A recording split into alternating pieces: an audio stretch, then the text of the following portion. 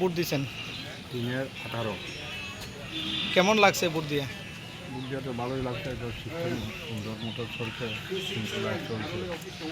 এইমাত্র তো স্টার্ট হলো এবং যে মানুষের উৎসাহ দেখা যাচ্ছে, ভালোই কাস্টিং করেছে। টাইমের মধ্যে তো ভোট হইছে না? হ্যাঁ, এখন তো কোনো ধরনের কোনো নাই না ভোটের। কোনো সমস্যা এখানে এখনো নাই।